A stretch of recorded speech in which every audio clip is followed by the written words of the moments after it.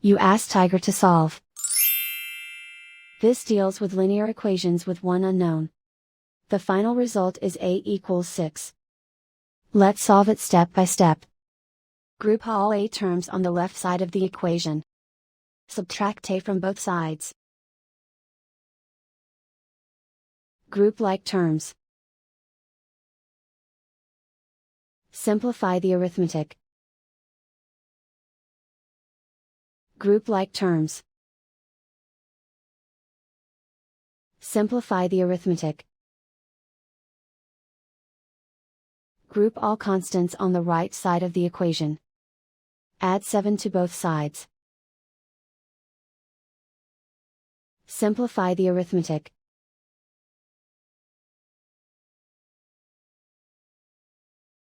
Isolate the a.